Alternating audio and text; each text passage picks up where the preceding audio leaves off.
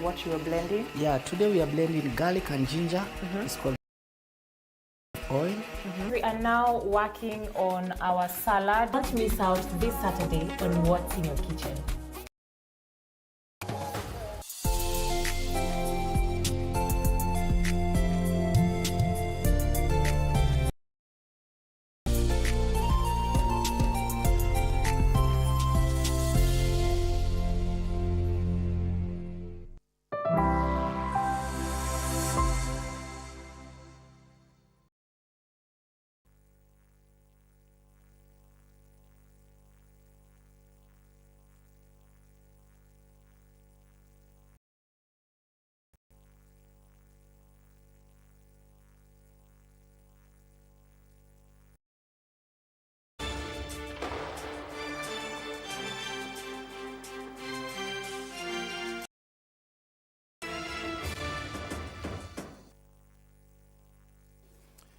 Jumbo and good morning. Welcome to BizCheck. This show, we want to focus on medical tourism, and I want to throw some statistics around you because when you're talking about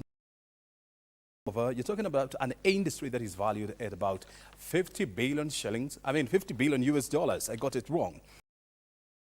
30. This industry is expected to double in terms of growth, with numbers expected to be 100 billion US dollars. So you're not talking about by all means. And the numbers currently stand at about 29 million people always on the move on medical. And so Kenya has been on an aggressive push to try and make it a regional medical tourism hub. What strategies do we need to put in place to ensure that and surpass? And also we shall be discussing the trend in the real estate industry. The number I'll be sharing with you what they are talking about. And remember, Kenya, the government has also been very aggressive in pushing for the affordable housing.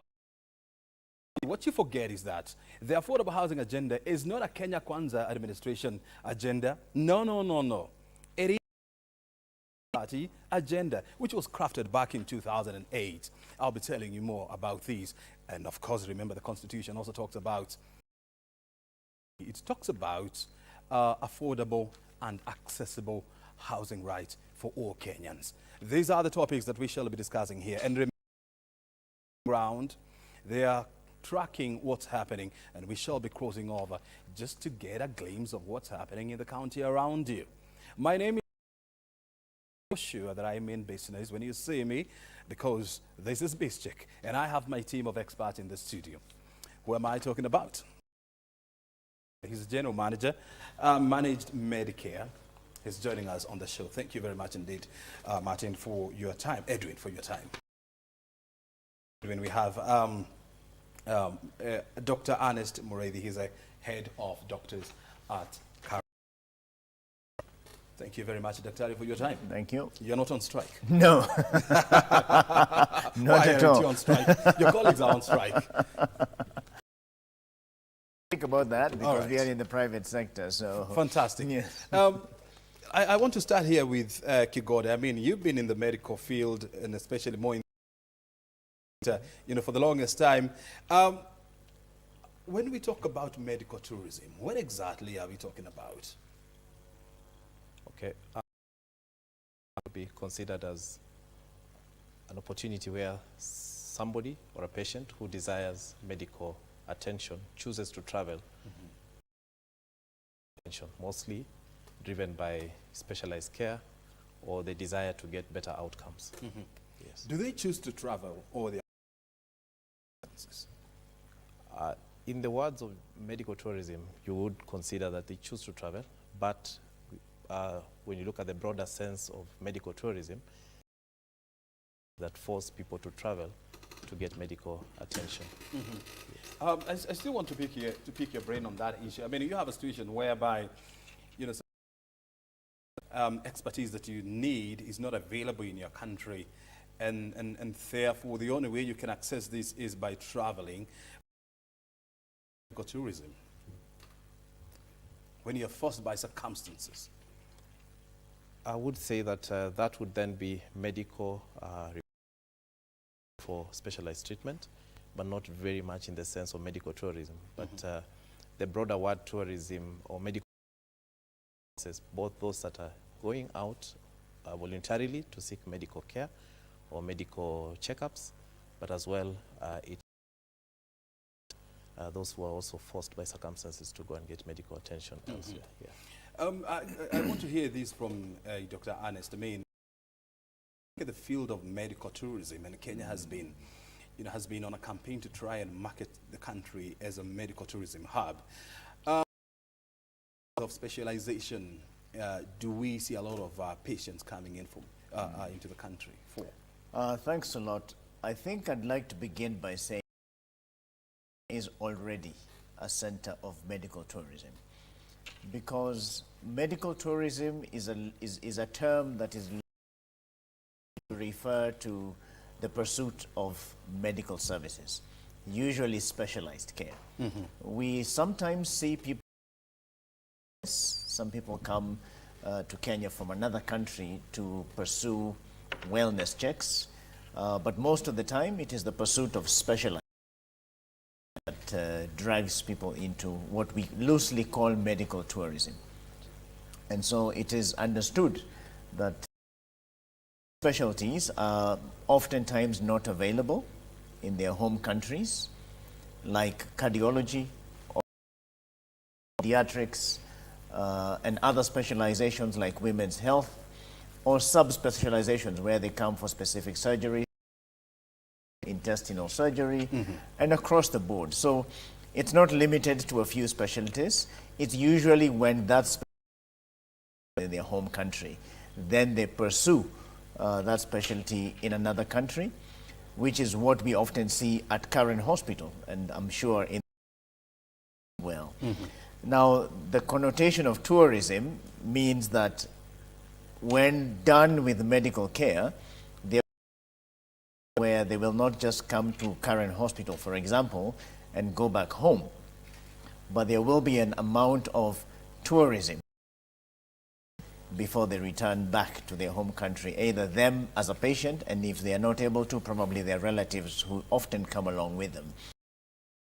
Usually multi-specialty, but the pursuit of specialized care outside of their home countries. Yes. I through the Kenya cancer management policy, I mean, it talks about establishing Nairobi management in the region, and we have seen the establishment of institutions like Kenyatta University Teaching and Referral Hospital, if I get it. How is this expected to plug into this agenda of making Kenya a medical tourism hub?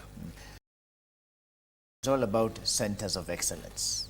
And again, I say there are buckets of specializations, cancer being one of them. Now, oncology, which is the medical term for different cancers, and cancer can affect any part of the body, is the availability of the oncologists, which we have at current hospital and are also available in other hospitals, and also the availability of facility to be able to manage that cancer care. We have seen growing trends of cancer across Africa, and therefore that is why the interest to develop cancer or oncology rather, as a major specialization. It has significant life effects because it sometimes cuts short the life of a patient if the population can get affected. So oncology is definitely a major specialization that we are building, both from the government perspective as well in terms of offering more and more specialized care in oncology. Kigode, from where you see it, I mean, I know the insurance sector, is a in the medical tourism because, I mean, let's face it, it's an expensive undertaking. Has the Kenyan insurance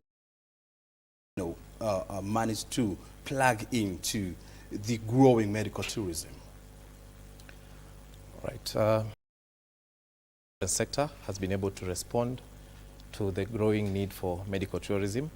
That is both inbound, when you consider, and also outbound for those services that may not be available in Kenya. For example, ourselves to have very robust relations with service providers outside the country where we support our clients and our members who seek medical treatment available. So being able to respond to medical tourism in that sense. In terms of designing the medical schemes, we are now seeing to hive off overseas evacuation as a service or as a benefit to members. Additional way in which such services were available within the primary medical cover of a member. And therefore, if a member had utilized part of their and it reached a point or reaches a point where this member requires treatment out of the country, then really reduced. But now we are seeing more of separating local benefit and overseas benefit such that when a member requires, they can get it. I think one of the foremost schemes that has been able to do that is the Teachers Medical Scheme that offers the teacher to go out and seek care if that care is not available out there. But looking at the flip side also is the local road and air evacuation part into allowing members who may find themselves outside of the jurisdiction of Kenya and they need urgent, and we have the opportunity to evacuate them back into Kenya so that they can get the necessary services. So in a sense, I would say insurers are moving away from traditional way of managing health benefits and giving broader benefits to members. When we talk about, and I know this has always been a challenge, I mean, because when somebody is traveling outside the country for means that this is specialized medical services, that are needed. And I know insurance, they always to save a coin where it's necessary and where it's possible. And so for me to be covered for an outside the medical cover, what do I need to do as a Kenyan? Access medical benefits. One can access medical benefits through employer-sponsored schemes or through, direct purchase of medical cover as a private citizen. When one is seeking for medical cover for the HR practitioners or the finance managers that are designing these schemes and engaging with insurance companies, do those kind of benefits to be incorporated into their scheme so that when the need arises, then the members have that bargaining power over an employer scheme is much higher. But having said that, even when you purchase insurance, private medical insurance cover, then having that information helps you to be able to negotiate to incorporate that within your policy so that when that need coverage out of the country, not to look down upon the facilities that are there locally. We have also great capacity in country, as has been shared by my colleague here, and so the need for overseas treatment is reduced. When that requirement is there, you need to have coverage. Locally, we see hospitals, Kenyatta University Teaching and Referral Hospital, and other hospitals locally which are now equipping themselves to manage people desire to go out of the country more, and that then builds up on the need for people within the region or patients within the region to come to Kenya as a hub for medical. And before you approve as an insurance company, before you approve or you authorize a patient to travel outside the country, what factors do you consider? Primarily, the need for medical attention, the fact that the treatment is not locally available, or if locally available, the outcomes are not very great. And experience working with various medical schemes, and over time, we have built relationships with service providers, medical service providers, where we know are centers of excellence, and therefore, that becomes one of the considerations. If treatment is not locally available, then patient gets an approval to go and get treatment out of the country. If the same treatment might be available locally, are not very good, and we can demonstrate that by statistics that the outcomes are better elsewhere, then again we may make a consideration to facilitate that patient. In that case, also saving costs, because sometimes you find that they are competitive. And when you say that, what do you exactly mean when you say the outcomes are not very good in this case? I think the doctor here would be able to. This is what you are saying. But I would say that there are growing specializations in country. We have not had as much experience with some of those. We are getting more doctors offering those specializations in country, and then they manage those conditions. Cancer is one of the leading reasons why people go out of the country. You know that cancer treatment is now locally available in quite a majority of the facilities, but there's protocols that may be available in other territories that may not have reached us yet, and therefore we may recommend a patient to get attended to out of the country. You have locally available medical expertise to treat a certain ailment. The equipment are there, but you have a situation whereby a patient accessing that service locally because of diverse reasons.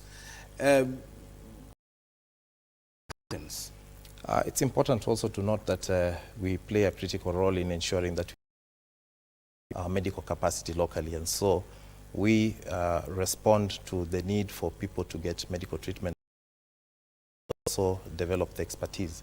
In the process or that you come across such a patient, possibly the reasons that are driving that thing, what you may see on the surface, and so there's a lot of counseling that is done to be able to support that patient and also get doctors' opinions that will drive decision making, because as we know, treatment outcomes are better when you're closer to your relatives more than when you're far away from them.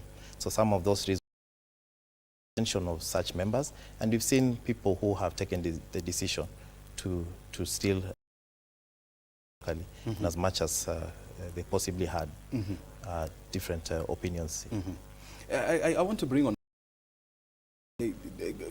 when you talk about an ideal medical tourism destination, what are the bare minimums? And remember, it goes back to those two terms, medical and tourism.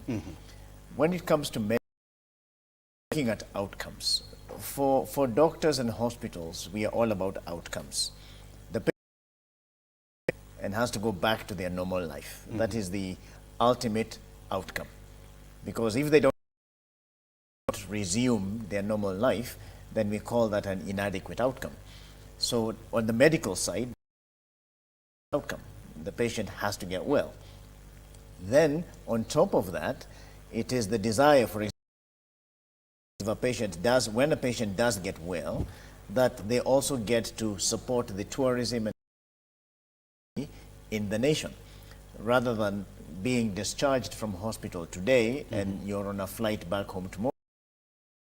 Help if you would pass by Masai Mara and see a few animals before you go home, and therefore you support the tourism industry and you support the medical industry. Now the two components are separate yet together. Work on the outcomes, but the hospitality people are also all about giving our patients a good experience of in the country when the patients are here and their relatives. So those two industries work hand in hand. Yes. And when you look at, statistics worldwide, 71% of medical tourists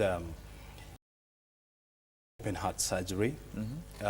Then this is followed by stem cell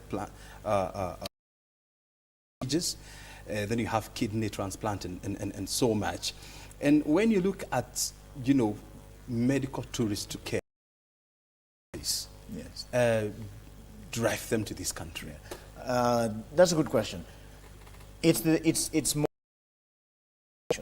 Of course, the number one specialization around the world, including Kenya, that people come to Kenya for, current hospital, is cardiology. And that is different aspects of cardiology and cardiothoracic surgery. That, even for us at current hospital, it is our number one specialty. It's what we've been known for. The second one that people cover, the heart. Yes. Yes, and the difference between cardiology and cardiothoracic is the cardiology is the external treatment and cardiology in a surgical procedure.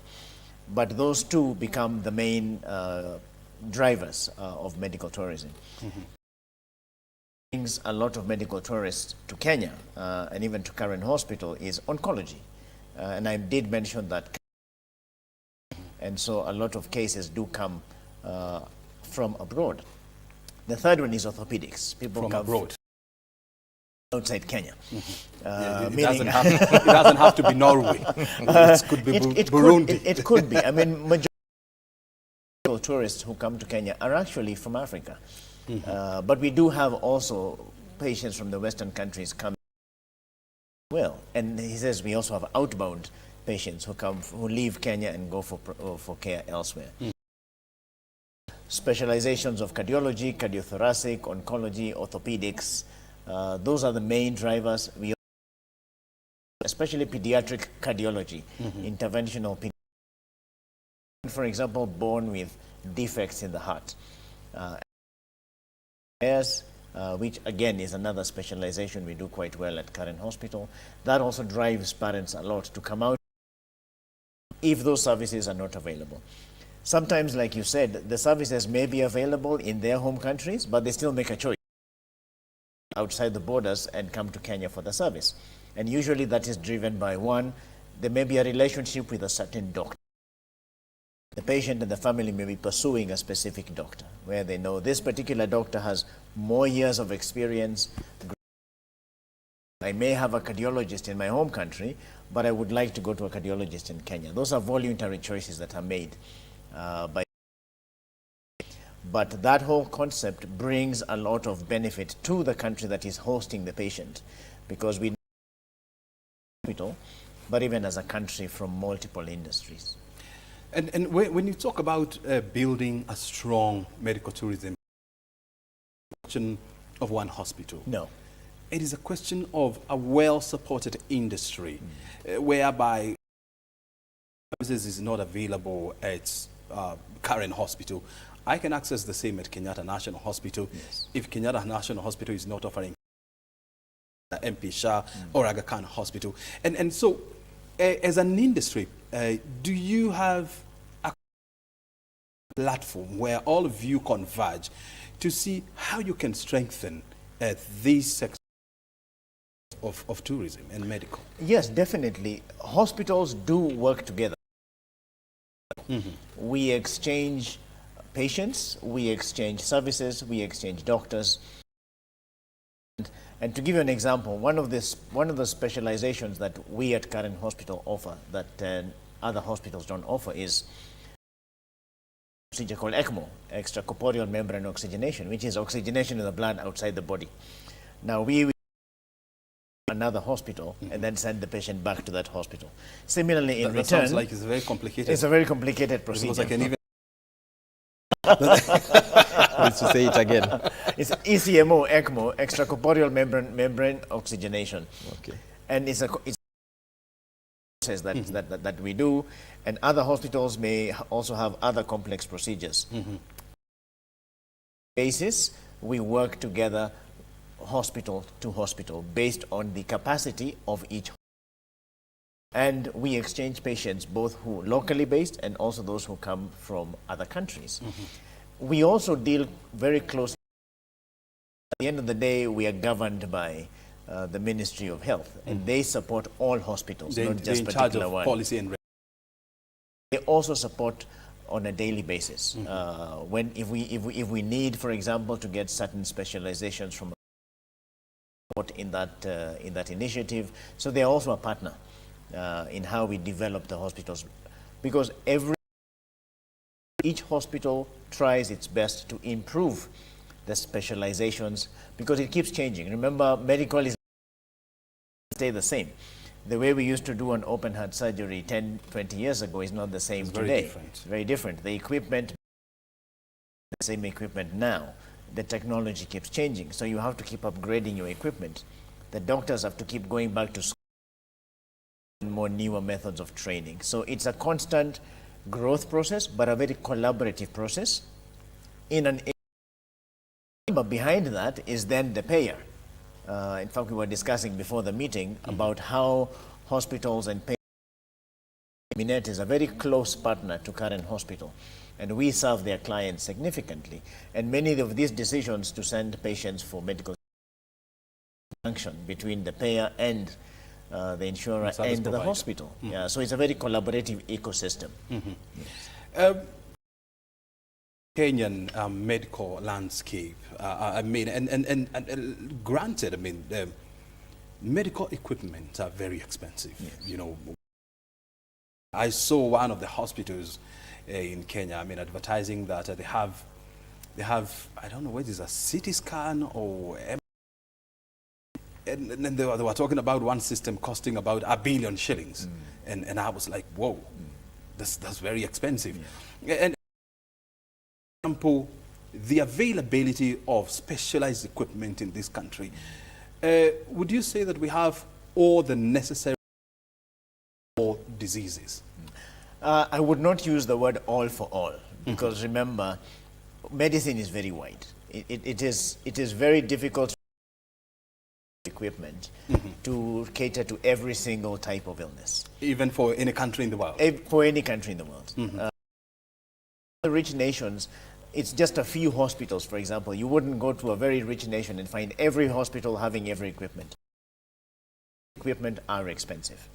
Kenya does have a significant number of very advanced technology. Like I told you, we have the which is very significant and very technologically capable and very advanced. Other hospitals have PET scans and other types of equipment. Process that grows. Kenya has grown significantly over the last 10 to 15 years in terms of the ability to provide sophisticated medical hospitals. It doesn't cover, of course, 100%. It's a continuous journey of improvement.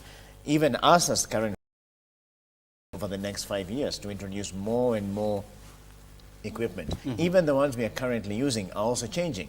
The MRIs of today will not be MRIs from now. So it's a constantly changing landscape. Yeah. And let's now bring on board Kigoda here. When you get those pre-auth requests from patients, and I'm sure you go through all of them, top reason why patients would want to seek medical attention outside the country? As I said earlier, that reasons. So they go out for oncology treatment. An interesting contribution from my colleague here. We now have hospitals that are equipped with PET scans. I think the Kenyatta University Teaching, Referral and Research brought in the PET scan, and a few other private hospitals. This was one of the other needs that patients required to go out of the PET scan. So just contributing to what he said, that we are now getting more equipment locally, but yet one of the leading reasons why patients would want to go and seek treatment out of the country, in addition to the other conditions that we. So before you sign that pre-auth form, do you first of all recommend that they seek that service? You know, for example, at Kenyatta University Hospital, I also know Aga Khan, they have a PET scan. Do you first of all advise them to seek that medical services there? Yes, indeed. Requirements in the process of making a determination whether this patient does qualify to be taken out of. We do not want to contribute to the exchange rate in dollar flight and stuff like that. But beyond that is that the ministry has stringent processes also to transfer a patient out of the country. the patient would need to get authorization from services. And it's at the ministry that all this information sits. Hospital A has these capabilities. These are the number of specialists we have in country, and so they'll run that through that process to be able to make a determination whether indeed the patient to go out of the country. So indeed, during our pre-authorization process, that's one of the key steps to be able to check with the Director of Medical Services before now we can process further a patient to go out of the country. Dr. was raising a very interesting question, I mean aspect of medical tourism, whereby, it's a one of them is medical and the other one is tourism, whereby it is expected that upon recovery, you take time to visit downtown Nairobi and experience the cultural experience there. Is this part of, is the also covered under the medical scheme?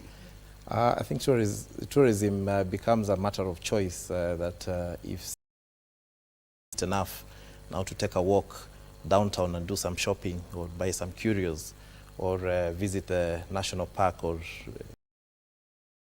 for those inbound patients. When you take patients out of the country, one of the key benefits that we have been able to incorporate is transportation out of the country. So the aspect of accommodation then feeds into the local tourism or hospitality, because it means most likely you find patients who may require treatment, long-term treatment, go check into hospital, attended to by the doctor, and have to go and recuperate and come back for reviews or for further procedures. During that period, they are able to contribute to the local tourism by, hospitality and possibly touring the local towns. So indeed, it is not a direct benefit that we give, but it plays a part to contribute to the... And I want to hear this from Dr. I mean, when you look at the African continent, South Africa, leads the number of inbound medical tourists. This is followed by Egypt. You have the likes of Seychelles, and also Kenya is part of the big 10. So why does South Africa Kenya? It all boils down to the availability of specialized services, as well as equipment, as well as hospitals and doctors. So South Africa, so it has available a lot of these services that we are growing into. So they would have what I would call a head start, but they have a lot of these specialties and multi-specialties that we don't have here. And so when and patients... Why don't we have them? I mean... It's a question of time, because, for example, like I told you, if we were having this conversation 20 years ago, the conversation we would in Kenya. Today we are talking about more than 5 in the country. So with time, as why is it so special? it's a good diagnostic equipment, and it's something we used to send patients a lot. In fact, one patients a lot was for simple PET scanning. And that's why hospitals invested, including Kenyatta University Hospital, because it's an important diagnostic tool measuring oncological progress in a patient. But there are many other pieces of equipment that are involved in that South Africa has. Kenya will get there. We are not where we used to be. Yeah. We may not be at the level of South Africa yet, deliberately, but I know at the rate at which I see hospitals in Kenya growing, it's only a matter of time before we are able to be at par with the market leaders. And Kigode, before we take a break and listen, I also want to hear from you. I have had these, from many people that medical insurance in Kenya is expensive compared to our, your peer countries, and like South Africa, Egypt, Morocco, Tunisia. Is this true? Not true. I would say medical insurance premium is a factor of the cost of medical care, and I don't think statistics we see is that our medical care is modest. The cost of medical care is modest. Specialized services or cost us much more, but basic medical treatment or primary health care, which is an area of focus, is quite maybe what I would say is that the insurance penetration plays a part in the cost of insurance. Many people are purchasing insurance beyond the employer-sponsored schemes by the government for people to move into SHIF possibly, and getting them acquainted with insurance matters will develop the need for people to put aside some money and pay for insurance.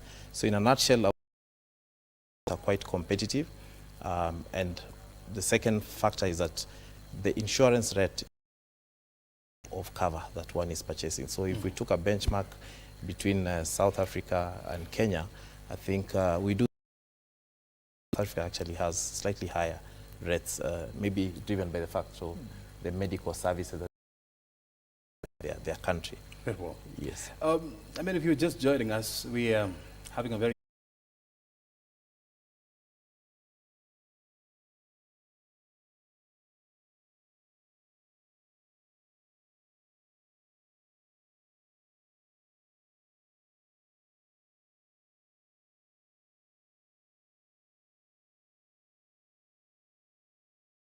the fund. So under that, we will the strategies to promote sustainable, enterprises and to enhance publicity and visibility of the fund. Strategic objective 2 is to model an alternative framework in funding community-driven development initiatives, and the strategy is to promote structured table banking practice. Under engineering of the fund, the strategic objective is to automate the fund's processes, which we are still doing, which we are on course, and then the strategy is digitization of the fund's processes. Strengthening legal policy, institutional capacity, and infrastructure. We have our strategic objective is to strengthen legal policy, institutional capacity, and infrastructure of the fund. And we have 7 strategies there. Number 1 is to promote prudent financial management. Number 2 is to strengthen institutional infrastructure. Number 3, development of policies and guidelines. Number 4, institutionalize good practices in HR and development. 5, promotion of good governance and adherence to corporate governance tenets. 6 is to implement effective audit and risk management framework and enhance compliance. And number 7 is to strengthen the implementation of the fund's activities. So I'm not covering chapter 6. It is already there. It's about HR mostly. And you can see almost everything about HR. And as we speak, I want to maybe inform some of our partners that Uwezo Fund does not employ at the moment. We don't employ. We are drawn from different, mother ministries and departments. All of us come from somewhere. But we are now here at Uwezo. We are serving Uwezo. So as we said, one of our areas that we are doing is reviewing the regulations, maybe to allow us to start employing. So chapter 6 is about that. Whatever we have there, then I want us to move to chapter 7. Resource mobilization strategies, resource requirements and resource mobilization strategies. The successful implementation of this strategic plan will depend on availability of efficient utilization of resources. And the fund will implement new organizational structure, and more financial and human resources will be required. So we have already proposed a new structure, organizational structure, where the fund is expected, if it goes through Parliament and other organs of the government, then we will be allowed to start employing. And therefore, we will need resources to implement that organizational structure. And then other financial requirements would be for automation and expansion of the loan products. Currently, Uwezo Fund has only 2 products. Inaitwa Wezesha. Wezesha. The first loan that you get from Wezo is called Wezesha. The second loan that you get from Wezo is called Endeleza. However, we are designing more products.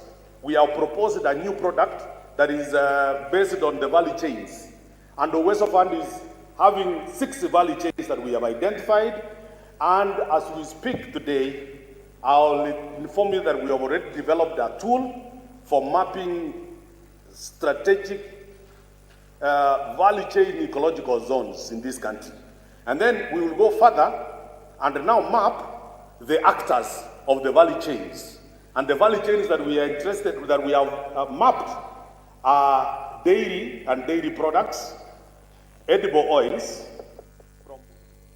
Those are financial stakeholders at the Villa Rosa Kempinski there, analyzing the reports of the Office of the Auditor General's report for the financial year 2021, 2022, and 2022-2023. Part of the reforms that they are calling in Kenya's fiscal space is for more transparency and participation of the general public. Our reporters are there, and of course, they will give us more information as the day progresses. We are back in studio. We're in the good company of 2 gentlemen. We have not Doctor, but Edwin Kigonde. He's the General Manager for Managed Medicare, and Dr. Ernest Muredi, who is the Head of Doctors at the Karen Hospital. Our conversation this morning is around medical tourism. We have about 15 more minutes to go. I want to hear this from Muredi. When you look at our policy and regulation environment, is there anything that we need to do on that front that will help drive medical tourism in Kenya? Good question. Already, the government is a very big supporter because when we need to upgrade our medical services or buy equipment, it always facilitates. The government does not come in the way of growing the specialization. Secondly, we are able to send out doctors for further training and specialized training. And our government is very supportive in that particular regard, because the growth of medical tourism will come when 3 things keep improving: the skill of the doctors in various specialties, the availability of technology and equipment to provide that care, and of course the provision of other auxiliary services like laboratory, pharmacy, and other areas. Now, these 3 are constantly evolving and constantly growing, and therefore the more that our government supports both public and private sector in getting these 3 things aligned, the more we are able to specialize, the more we are able to provide more specialized care to patients, and the more we are able to invest, because remember, medical is also an investment. We buy these things and we spend to train doctors. So the more the government supports that, the better. And the easier it is for hospitals, both public and private, to become more and more specialized. And when we become specialized, we are then able to offer that service to more and more countries. The other part that, and I always refer back to the tourism aspect, because for that patient to come, say, from Uganda, remember they have to travel here. So you're looking at border controls. How easy is it for that patient to come here? How easy is it for them to find accommodation? Because rarely does a patient come for specialized care by themselves. They will tend to come in the company of family and friends. And so the government plays then a big part in making it easier for these patients to come into the country, to stay in the country, and find whatever else they need besides the medical care. So it's still a two-pronged approach, but the government of Kenya has definitely done a good job in this area and continues to do so. And so it continues to be a strong partner for us, both on the tourism side and the travel side, because there's a travel. The patient has to travel to come here. But the easier it is for patients to access the country, the easier it is for us to develop our specializations, the easier it is to grow the industry as a whole. We have seen, a deliberate effort by the government to try and make movement to Kenya easily, and we have also, part of these reforms, we have seen government introducing an electronic system, whereby you can just log in, enter your details, and you get your authorization. Correct. In the next couple of minutes. And this is expected definitely to ease travel to Kenya. Have you seen any impact of this yet? Not quite directly yet, because we still have, remember, most of our incoming medical tourists are from areas where already travel barriers were already removed. And I talk about the East African region, which is the largest provider of patients coming into the country for medical care. However, the wider initiative to make it easier for any country in the world, any citizen from any country in the world to access Kenya will further improve that. That increases the scope, it increases the net of capture in terms of patients, whereby we may be finding it easier for a Ugandan patient, for example, to travel to Kenya. It may be more difficult for another citizen from another country because of visa regulations. If those regulations then are harmonized or made easier, then that patient then can come to Kenya. So these initiatives are very good because they will allow more and more traffic into the country, not just for tourism. People again, many times we support tourism very well, but when people are able to come into the country easier, then they can access more services, not just hospitality, but especially also medical services. So that's definitely one initiative that will directly impact medical tourism. Gigode, I mean, we have seen a situation whereby yes, as a country, you invest so much into your medical field. You have very good trained doctors. You have specialized centers, and so the infrastructure is good. And then you end up with an influx of visitors, who are seeking medical services at the expense of the local population.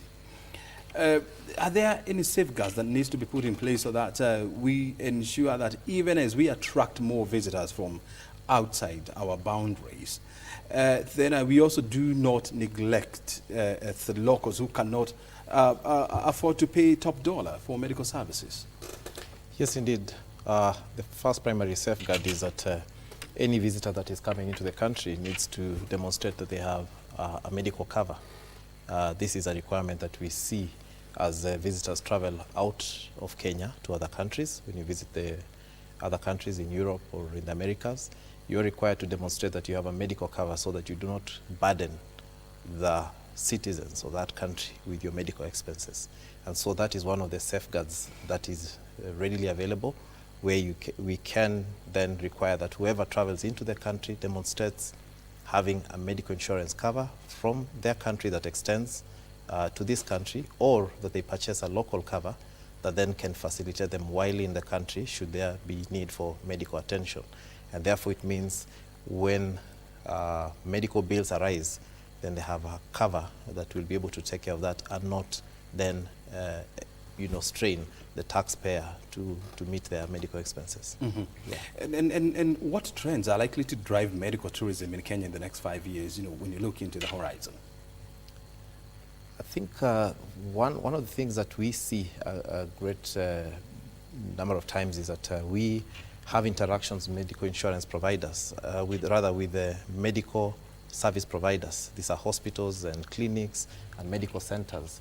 What I see is that more and more are these hospitals graduating from one level to the next level. So as we are getting more level 3 hospitals converting to level 4 hospitals and getting in more specialized services, then it is going to open up opportunities for people around the region to be able to come into the country to get the necessary medical services that they may require that may not be available in their country. So I think the growth of medical providers graduating from one level to the next level, improving service provision, is going to be a great driver. I was just reading an article not too long ago, and in this article, one of the critical things is doctor to population ratio should increase. So training more doctors and training more medical personnel does not just end with the doctors, but including the auxiliary services that are going to support the doctors in the provision of services. Nursing care, for example, having more specialized nursing care, because that's where health delivery is given. As we increase that capacity, then we'll be able to drive more people into our country, because we notice that in the region, we are a front runner in health. In this field. Yes. Very good. I want you to hold on to your thoughts, because we want to go to the county of Kisumu, where the Principal Secretary in the State Department for Public Health and Professional Standards, Mary Muriuki, Muthoni Muriuki is now speaking. Let's get to hear what she's talking about. On 20th of October, Ministry of Health distributed 102 smartphones and began the rollout of the electronic community health information. To date, 92,000 CHPs are currently fully digitized and delivering community health services through the ICHIS mobile application. The CHPs have already registered 4.5 million Kenyan households, and this forms about 50% of the Kenyan population. Because in essence, on average, you have around 5 human beings in every household. So you can do the math. And our population is about 50 million. Therefore, we are at around 22 million Kenyans who have already been registered through ICHIS. These efforts have already shown promise, with significant numbers of households registered and individuals screened for chronic conditions, highlighting the impact of community health interventions on the health and socio-economic development of Kenyans. The Ministry of Health, in partnership with various stakeholders, has made considerable progress in developing policies, strategies, and training materials to strengthen the community health workforce. And these initiatives are part of a broader strategy to ensure a competent, well-trained health workforce capable of delivering quality services across the country. In addition, the government has committed resources to pay CHP stipends of 5,000 for 107 community health promoters, that is 6.2 billion, on a matching basis, just like Daktari has said, 50. Initially, we did not have a model for transmitting this money, but with the signing of the conditional grant bill, then we have a way. However, we had to go ahead and do the first. That is Mary Muthoni, the Principal Secretary in the State Department for Public Health and Professional Standards. They are addressing professionals in Kisumu County, and the conversation there is around the implementation of the universal health coverage, another push that Kenya is making to ensure that we achieve that status by the year 2030, which is about how many years from now? 6 years. Well, let's get back to the studio. We're almost winding up our first conversation. Our first hour is almost done. We are talking about 10:56, and we should be out by 11. The conversation has been around medical tourism here in Kenya. We've been having a good conversation here in the company of a doctor and an insurer. And now I want to turn my focus on to Dr. Ernest Muredi. He's the head of doctors at Karen Hospital. And I want to find out from you. I mean, he's really talked in length, you know, what is expected, the kind of shift that the industry is expected to take in the next 5 years. But from a medical a professional platform, where do you see this industry going, and what will shape this development? Yeah. In the next 5 years, you're looking at, again, from a hospital perspective and from a doctor perspective, there is always the push to improve on the skills and ability to provide more and more specialist care across more and more specializations, not just 1 or 2 or 3. And so in this country over the next 5 years, I do see growth of more hospitals. Yeah. I see within the existing hospitals growth of more lines of specialization. and I see... So we expect to see new players in the market? Correct. You are going to see new players in the market. At the level at which they come in... Is the market not saturated? Not, because you have a situation where you have, again, when you have a medical tourism hub, you have expanded your market base. So whereas we may have been serving 30 or 40 million Kenyans a few years ago, now in East Africa there are 150 million. So the more the catchment grows, the players are expected to grow. So we will see. It's not going to be very aggressive, because remember, investing in hospitals is a major barrier to entry, because it's a huge investment. So the same way you haven't seen that many new hospitals even since independence, it's a gradual process that you will begin to see. So you may see 1 or 2 new players coming into the market over the next 5 to 10 years. But the existing players will also improve in terms of specialization, especially our own strategic plan at Karen Hospital is to deepen, to go deep and go wide. And by that I mean the specializations we currently offer, like cardiology, orthopedics, oncology, go more and more detailed, get more and more subspecialized, get more and more latest equipment, increase the number of specializations as well, to be able to serve a wider market. That is the general trend with hospitals, and they will tend to grow from level 3, 4. So you may find a primary hospital is maybe able to provide not many specializations, increasing their level of categorization. Remember, each hospital has a category as per Ministry of Health based on the specializations they're able to provide, all the way to teaching. The ultimate is where you're able to teach.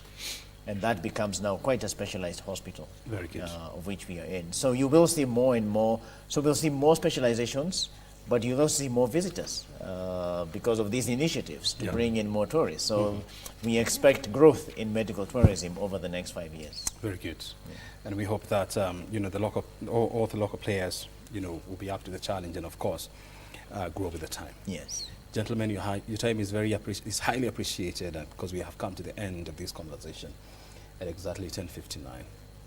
Thank you very much. You remain dismissed. Thank you for hosting us. In a polite way. Thank you very much. Thank you. Well, you've been watching this conversation live from Broadcasting House. Our conversation has been around medical tourism, and we have been in the company of Edwin Kigode, who is the General Manager, Managed Medicare at how do you pronounce it? At Minet Kenya, yes, that's right. And Dr. Ernest Moredi, who is the head of doctors at Karen Hospital, you know, giving us tips and baits on how to drive the growth of this industry here in Kenya. Well, the first hour is down. We're now getting ready for the second hour, and our conversation is around trends in the real estate industry, from affordable housing to access. All that conversation will take place here. My name is O'Brien Kimani, and you're watching This Check.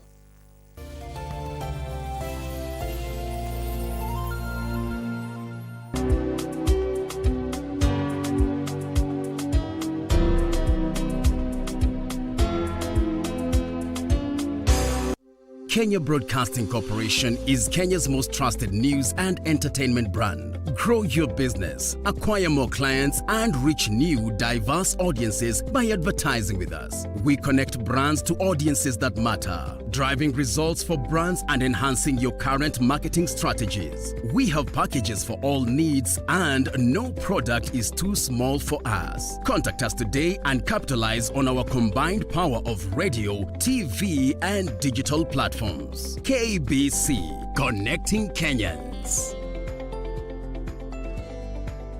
Je, ni nani angeweza kutuinua kutuweka juu? Fasting is just abstinence from something physical, temporal, so that you are able to gain some spiritual advantage. So basically it doesn't just entail food? No, it doesn't entail food. And in fact, that is so critical, because there are people whose passion and priority is not food, actually. We are dealing with a very interesting generation today. If you took away something like social media, for instance, to them is a very big deal from maybe food or something else. So we can fast social media? Correct. Yes, and a lot of our religious background is that we have been presented this God that is a messenger of errands. I mean, God is an ATM. If you want something, you pop in your card and you get cash. If you want to send him to errands, there is very little correct fasting that is happening in the church today, I dare say.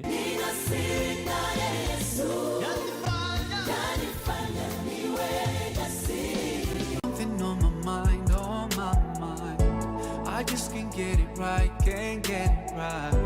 It doesn't go away, it doesn't go away. Yeyote atakaye kufuru katika nyie baada ya kushuka meza hiyo ikawa na chakula baada ya kuwa ametekeleza saumu, si tuangalia matendo aliyofanya, maadamu atakuwa amekufuru, fa inni uadhibuhu, hakika mimi nitamwadhibu yeyote atakaye kufuru. Ibada ya funga imefaradhishiwa ummati Muhammad na sisi sote Waislamu ili tuweze kumcha Allah subhanahu wa ta'ala kama ilivyokusudiwa wale ambao walitutangulia. Siku alozawa amini.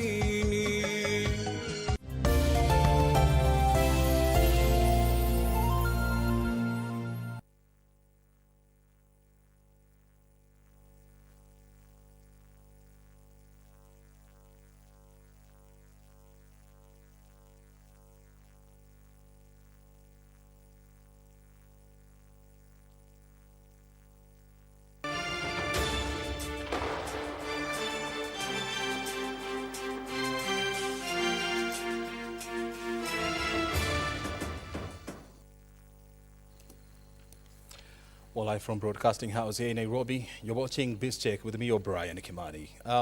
We're now getting to our second hour, where our conversation will revolve around the new trend in the real estate industry and what is likely to drive growth of this critical sector in the next 5 years. That is the conversation that we shall be having up next. But before we do this, I want to take you to Kenya Institute of Curriculum Development, where the Uwezo Fund is launching their 5-year strategic plan, and I can see the PS for SMEs, Susan Mangeni, is speaking, and let's listen to what she's talking about. Million person. About 98% of MSMEs are micro, of businesses are micro enterprises that employ less than 10 persons. The medium enterprises account for only 0.2% of MSME in the economy, and the sector accounts for 30% of GDP. Female participation in this sector is relatively higher in micro-enterprises compared to small enterprises. Further, female-owned enterprises are largely informal and therefore face disproportionately higher constraints in access to opportunities such as finance and markets. I know Mheshimiwa Olwach, yesterday we were somewhere where some research findings were being discussed, and we were challenged that according to that recent survey, that businesses which are owned by both female and male do well. So I don't know if that was because the person was presenting as a man, but because it's evidence-based, we can say that there is a need also to promote inclusive businesses, not both women and men. And I think this challenge comes to Uwezo Fund, and we have discussed it before. The need also to start appreciating the demand, or rather the need of support to our men also who are vulnerable. Also coming up with specific financing intervention, targeting also men. It's not only women who are vulnerable, we have also men who are overburdened and who are at the bottom of the economic pyramid. I think it is a challenge that us as Uwezo Fund, we can also take up. And of course, youth, as we know, that the majority of our population, and therefore are unemployed. And I also want to say, and just to observe, that the biggest problem that we face as a country is the problem of unemployment. And when you talk about unemployment, we talk about youth unemployment. If you look at a workforce of 20 million, only 3.5 million are formally employed. So what does that mean? It means that somehow about 16.5 million, and this is according to the data of 2016. I want to believe that up to now, maybe the numbers, the workforce has grown and the numbers of people who are unemployed has actually also surged. We could be talking to the tune of maybe 17, 18 million thereabout, who are outside there trying to do something just to survive. And those are our customers. Those are our targeted population that we, as Uwezo Fund, we as the sector of MSME, needs to be intervening for. So, as we look at, ladies and gentlemen, central to our vision is the digitalization of table banking practices. We realize that whenever we are outside there and we talk about Kenya, Kenya is known for a very strong cooperative movement. Kenya is also known for a very strong table banking movement that we have. But we realized as a board that this is one sector that is not regularized, is not regulated. So it doesn't even have a policy. And I think one of the key policy action that will be coming from the strategic plan, which we are targeting, is to ensure that we have a policy which will be guiding the operation of the table banking practice in this country. We'll also be looking forward to ensure that we create visibilities of our groups. We take advantage of the progress we made in the digitalization space, technological space, as we know, especially digital financial solution, and see if it is possible to digitalize all the groups, the social groups, all the groups that we've been serving as Uwezo Fund, being served by other agencies like the Youth Enterprise Fund, like the Women Enterprise Fund, all those people whom we've been serving, all groups that are registered under the Social Service Department. We also need to digitalize them all. And why are we saying we need to digitalize? Yes, we are well known for a strong cooperative movement, for a strong table banking movement. But when it comes to impact, we are really not feeling it. Our people continue being poor. Our people continue being discriminated against access to credit, meaning that even as they do the table banking amongst themselves, it's not making a lot of influence to them in terms of building their capacity to access credit. With me is the Principal Secretary in the State Department of MSME. This is I'm losing our name. I'll give you the name. But what is she talking about? My producer, such a fantastic lady there, Jacqueline Wasolo. She's reminding me this is Susan Mangeni.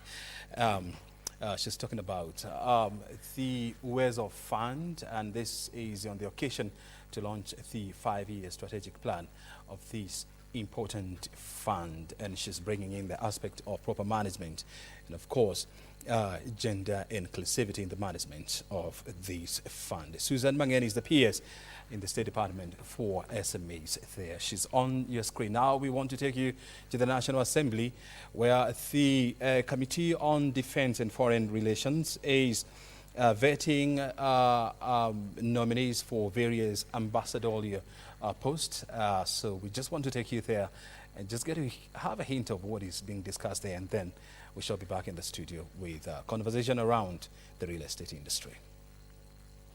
To the other member, yes. We have listened to you, Madam Catherine Kirumba Karim. Your final pitch. You've spoken, we've heard. Speak to our hearts. Thank you. Thank you, Chair, for the opportunity. I want to echo something Honorable Kirema said. Chair, it is not lost to me the significance of the office that I have been given. It is indeed an honor that I don't take lightly. Now, it's of course come on the floor that I may not have the practical diplomacy experience, but from where I sit, that's not a deterrent at all for me, because the competencies are there, I have no doubt. And I have been in the business of relationships, really, if you think about it, because I've been managing people, I've been managing organizations. One of the things Honorable Member had asked is, what are my exploits other than academics? And I'm quite happy to invite you to speak to any of my referees. Any place that I have gone to, I have transformed. Yeah, and I say that without any fear. It is something you can speak to. And I don't see this station being any different. So, Chair, that is what I would say. I appreciate the magnitude, I appreciate the value of this particular office, and it is an office that I will give my very best, not just in terms of the technical space, but also the integrity of the nation, representing it. And I'm just speaking to what Honorable Kirima talked about, corruption. Yeah, so, Chair, that is what I would say in a way of speaking to the hearts, as you have said, yes. Thank you. I'm sure also members of your family were accompanied you or someone, but that's fine. Since you did not want to introduce them, we'll keep it at that. No, I can't, Chair. I think I got into business right away. My son is somewhere. No problem. Yeah, and my sisters also are somewhere. So thank you very much. We've listened to you. Well, that is the Defense, Intelligence and Foreign Relations Committee of the National Assembly. They are conducting or vetting of ambassadorial nominees, and the lady who is appearing before that committee is none other than Catherine Kirumba Karemu. She's a nominee for United Kingdom. We'll give you more information in our subsequent bulletins. In the first hour of this bulletin, we were discussing medical tourism. I told you that we'll also be throwing our focus around the real estate industry. If I am allowed to give you some statistics, I'll go ahead. The real estate industry in Kenya has been growing at a rate of about 7% in the last 5 years. Its contribution to Kenya's GDP is about $300 billion 300 billion Kenya shillings every year. And so it's such a big mover when it comes to numbers. When you look at the number of, the demand of housing in Kenya, the number stands at about 300,000 units every year. But we are always woefully shaped when it comes to ensuring that we meet this number, because we are always doing between 50 and 70,000 units. And so you still have about more than 200,000 people who are in needs of housing, but they do not have access to this. And that's why the government has been very aggressive in trying to drive the affordable housing agenda, so that we can see how we can bridge the demand gap in this country. Well, Val Real Estate is one of the players in this sector, and Victor Ndegwa is now joining us from this company to help us give us perspective on where we are and where we are going, and of course the issues that are going to shape this industry in the next 5 years. Ndegwa, thank you very much indeed for your time this morning. First of all, give us an overview of what's currently happening in the real estate industry in Kenya. All right. First things first, thank you so much for having me here. Just like you said, my name is Victor. Real estate right now is a robust organizer. We're having a lot of things we're dealing with. You've quoted it very well. The governor also addressed it in line with the fact that land right now is becoming of, it's actually, we are losing out on land, and now the only way is going high. We have a couple of emerging issues coming up. One of them is exactly that. We are actually losing in terms of land for accommodation. As it stands right now, I think in Nairobi, we host around, I stand corrected, but around 10 going to 11 million citizens in Nairobi only. And the space in which you're supposed to live in or probably reside in is actually going to is actually skidding to a very small scale. Right now, all that we're doing is going high. The high rises have become a very common sight nowadays. And the whole idea is we want to see how best we can utilize all the resources we have around to satisfy each and every Kenyan that we have. Personally, for us, we try and narrow down to a couple of things. We'll do houses for investment. We'll also do them for residents. All right? Now, giving citizens that chance to choose, whereby if you want to go probably to the investment side where you want to make some money out of it, or residents, at least it gives you a chance to also think through it in a broader way. and also gives you the opportunity to also choose wisely. Because one of the things that has been struggling or probably giving us a problem in the real estate sector, and even people joining real estate sector have been slowed down, is the fact that people feel the urge to not only do due diligence, but also trust real estate as an investment opportunity, which is why some of the companies like ours come in through. So we have a couple of things that are coming through, and I think the sky is only the limit. In as much as we might have all that and much more, I believe we do have solutions, and of course we are here to provide them. Mm-hmm. Yeah. And when you look at the two segments of the market between residential and commercial space, where are we seeing more demand and more supplies? Now, demand, especially in Nairobi, is going to come with the investment side. Now, speaking as an advisor and having spoken to a lot of clients before, Nairobi is a very good and very robust area to make money out of real estate, as opposed to when you go outskirts of Nairobi. Now, let me paint you a picture. Before, we did have, or probably before when you'd have such a conversation, most people would probably talk about, say, if they have saved enough money, they'd want to go up country, develop, and then probably now reside there, leave the whole hustles and bustles of Nairobi. But nowadays, we're having this emergence of people now thinking now, where am I going to get the highest capital appreciation rate? All right? Is it far off, probably back home, or is it now where we are? Is it in Nairobi, the prime areas? Number two, where am I going to get the highest rental income? All right? So when you look at all these factors in place, Nairobi and any other city becomes a very good area to make to get some rental income. Like now, for example, we talk about studios and one bedrooms going ahead, giving you roughly almost over 60,000 Kenya shillings per month. Yeah. That's on a long-term rental basis. And not putting into fact that we do have nowadays the emergence of short-term rental. All right? The short-term rentals are now what we've seen, or probably we've had them being called Airbnbs and the rest. With such, and with an introduction of the same in the market, we do find that there's a rise in the quest for people to make this money, because it's actually there. And people will always wonder where tenants are coming from, or probably how we're able to achieve these numbers, but it always boils down to the management of the company, which is something that we're very steadfast in as well. So we do have such that we deal with, but I'll say in Nairobi, we do have a lot of emergence of people in the investment side rather than residents. Yeah. And I mean, more often than not, I mean, when we talk about the real estate industry, I mean, what most developers are always talking about, you know, they are looking at the profitability and the margins. Yeah.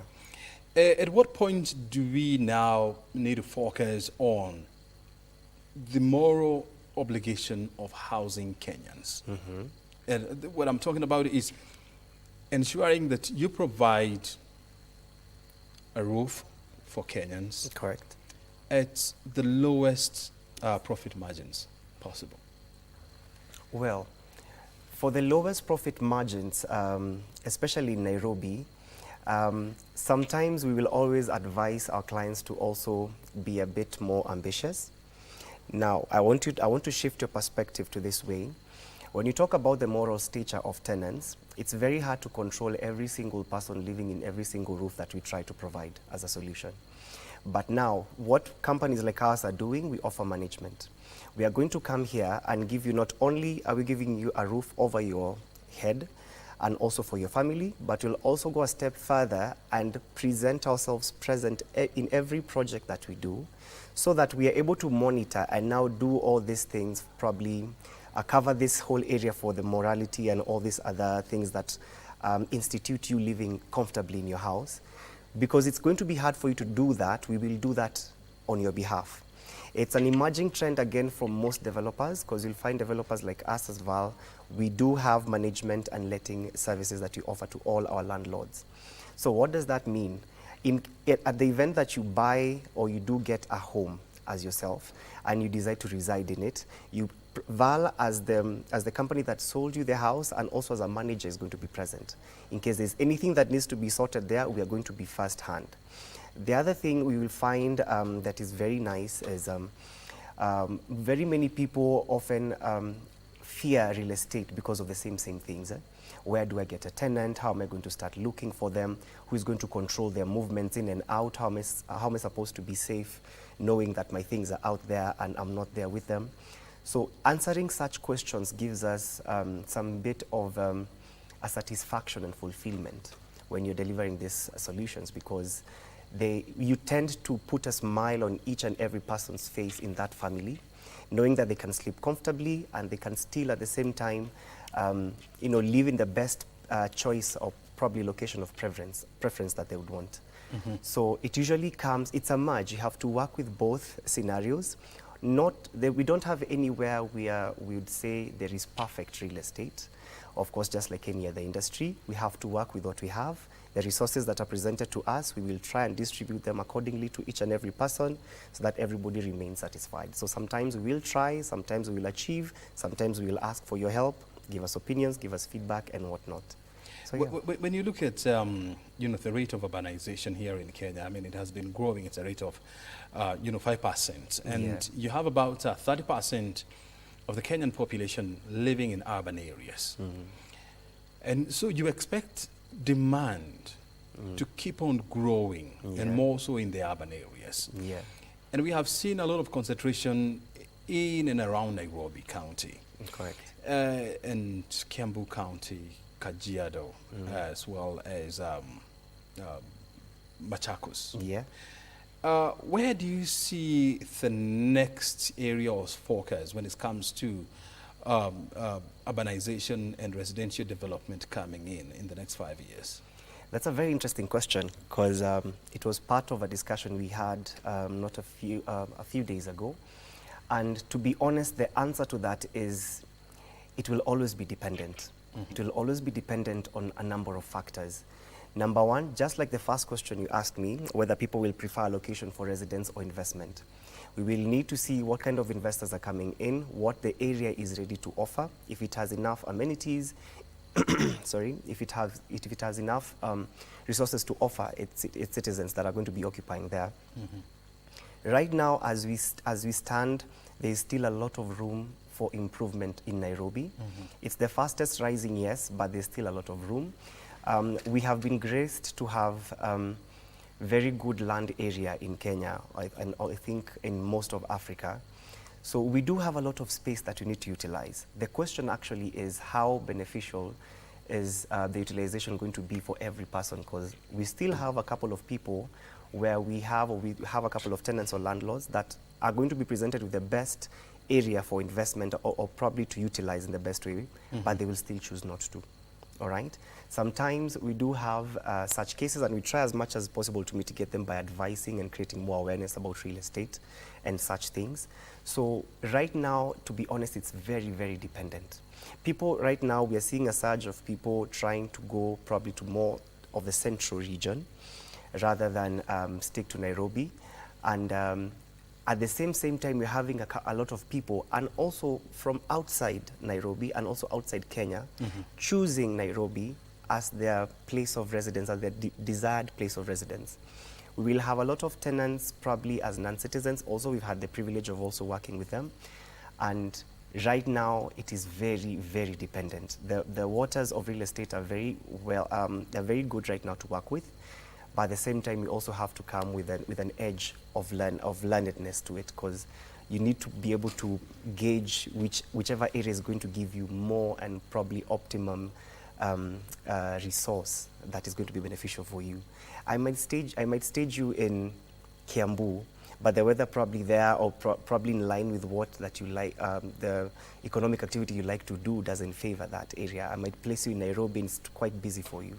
It's really heavily dependent, but then again, a lot of positive feedback is also being obtained from the same. So it's highly dependent, to be honest. Very, very dependent. Yeah, and I like the fact that you're bringing in the issue of Kiambu County. I mean, Nairobi has been the real estate hotbed in the country, followed by Kiambu County. And we have seen the emergence of new satellite towns, towns like Ruaka, towns like Uthiru, and so much. But you still have huge areas of the county, that is of Kiambu, that remain undeveloped. Are we likely to see more people, moving out of the urban areas to the less developed parts of counties like Kiambu County, Kajiado, Machakos? In the near future, I'd say yes. And I'd say yes because I also think the government is doing a lot of things to enable this. When it comes to urbanization, now it's highly dependent on the amount of resources that are there. So if, say, for example, we go to Kiambu and we go to the areas that are not highly resourceful for people or human beings to reside in, and the government was probably to issue, they would issue any help, quote unquote, to probably mitigate the same, we will see a surgence of people. People are looking for a couple of things right now. One of them is security. We have to make sure the place that they live in, of course, as a family, you look for security. The other thing is road network. How accessible am I from where I stay? How accessible is the nearest CBD? How accessible is the nearest hospital, the nearest mall, the nearest school? If they're accessible, a person is going to choose them. The other thing is proximity to amenities. We do have areas that are highly inaccessible but are robust with amenities, all right? And if we can have such places probably aired, and probably if we do get to see them more often than not, you'll see people going there. It will always be highly dependent on what the consumer is looking for. Our rule of thumb most of the times is the customer is always right. We listen to them, they give us the feedback, we offer advice according to how best we have and according to what we have in our inventory. So definitely we will see a surgence of people going outside Nairobi and any other major town, guaranteed and probably assured that the resources are going to be distributed equally to suit the number of people that's going to be living there. So we will see that. In the next nearing future, we will see that. Yeah. And I mean, when you look at the Kenyan real estate market, it's segmented in two areas. One, you have the commercial real estate the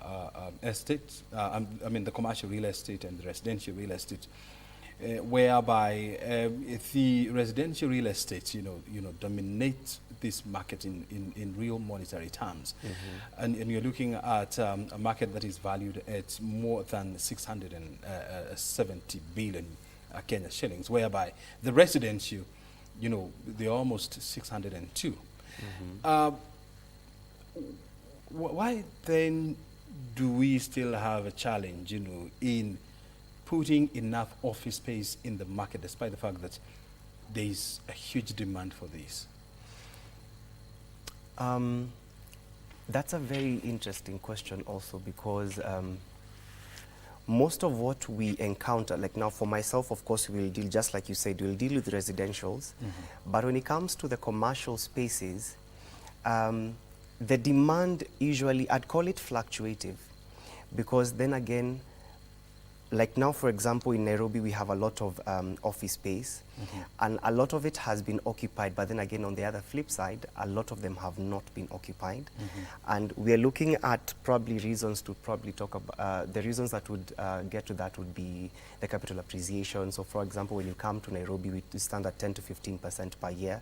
That means even when you're going to be putting up office space here, you need to be considerate of the same, because that's going to affect how you're going to charge as rent. All right, those are some of the things that we look at. We are going to look at the number of the kind of business that you want to open in that specific space. You might have a whole area of land, and you have a person who wants to put up a football field, and you have another person who wants to put up like 10,000 kiosks.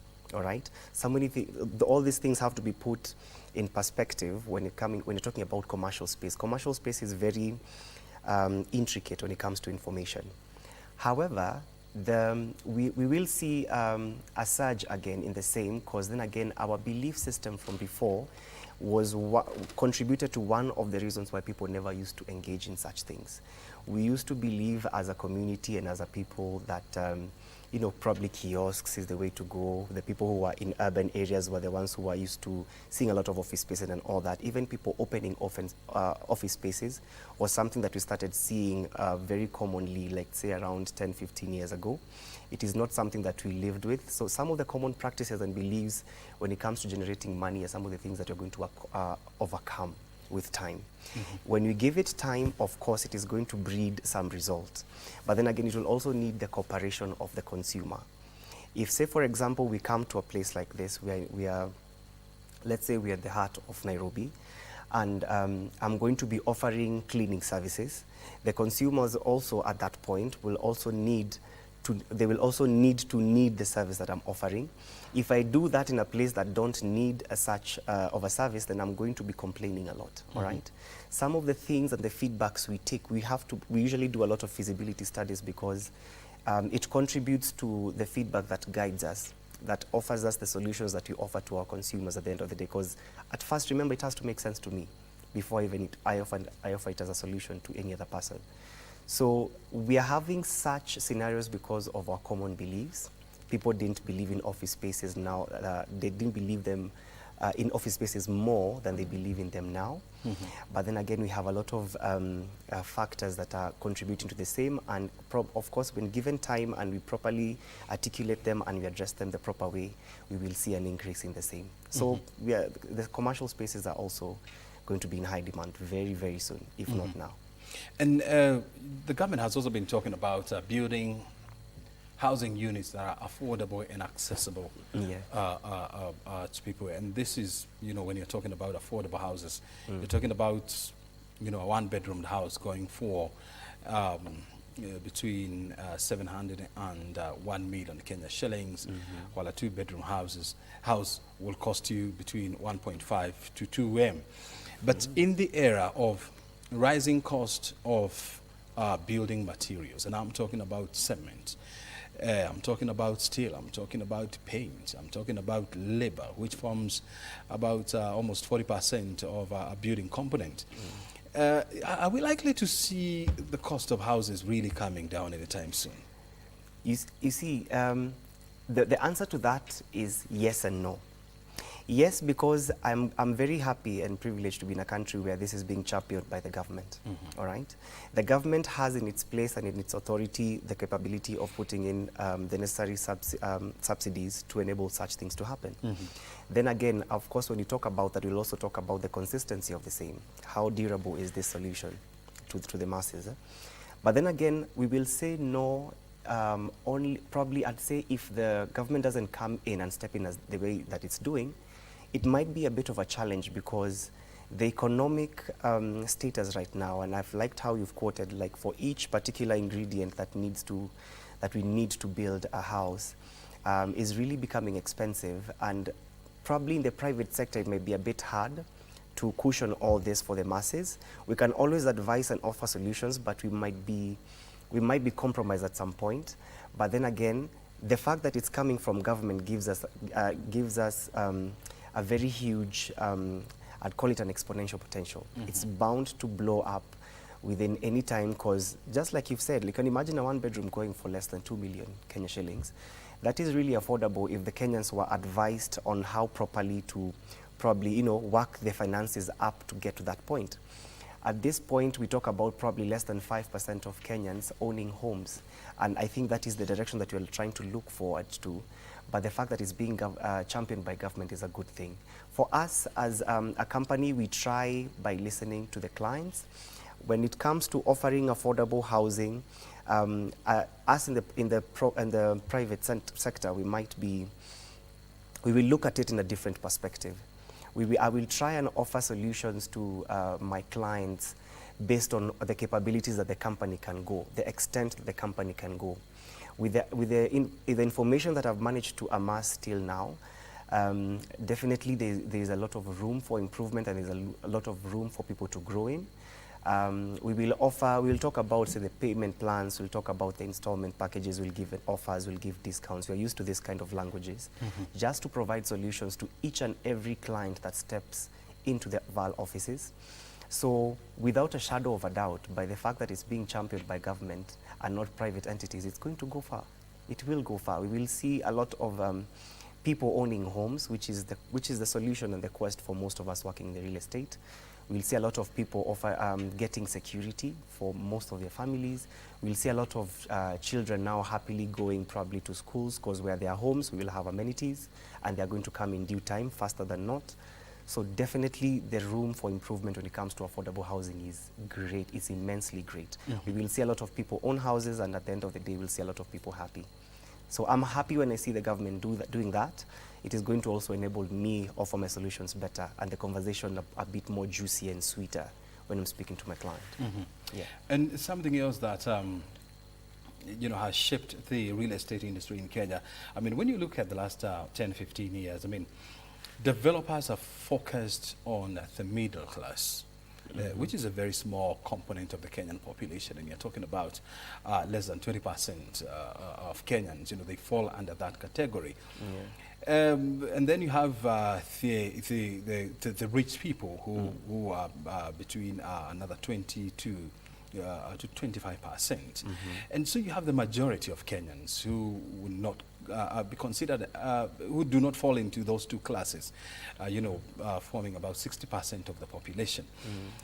And this bottom of the pyramid population has been left behind. Are we looking at now coming up with new initiatives and development techniques targeting this lower of the bottom, bottom of the pyramid, class? Yeah, yes, we are. Like I mentioned, we will talk about probably advising clients when it comes to probably how to guide their monies best in getting into real estate. And we are trying as much as possible to accommodate them. Now, the economic status, like we mentioned, is not very favorable, but it does allow us to probably make a few decisions, especially in the private sector. Right now, we would be very comfortable of talking about, we are trying to to bridge that gap. Say, for example, 5 years back, normal studio or a normal one-bedroom would have fetched probably for slightly lower than it would right now because of capital appreciation, especially when you target Nairobi, but you're trying to see how best you can mitigate that as a company. A very good example is before you'd find a studio going for around 5 million, probably as an example. Right now, it's definitely going to go higher. It's going to be, right now studios go for around 7 to around 7-point-something million. But as a company, we try and mitigate that gap. We try and see how best we can offer, even if it's a solution that is going to, at least we're trying to look at the longevity of and the durability of the solution. You see, for us in the private sector, it might be a bit of a hassle. It might be a bit of a hassle probably offering solutions to the masses, just like you've talked about, the bottom of a pyramid people. And focusing on the middle class only is as a result of business. We need it to make sense in form of money for us to be able to progress. But then again, what you've said is coming as a very strong emergence, and we are really trying as much as we can to focus, to see how best we can accommodate them in this whole industry, because it's a huge cake. There's a piece for everybody.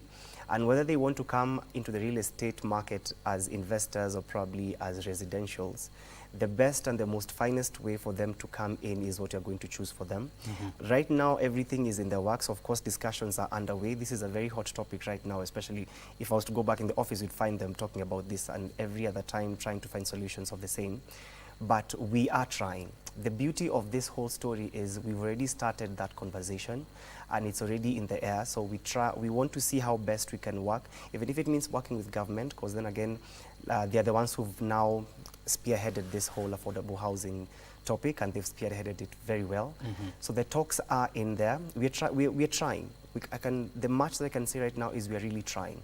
Val will fall on the category of companies that I would say are really trying, because apart from developing them, we will try and offer management. This is something that most developers probably are catching up right now, but we're not doing later.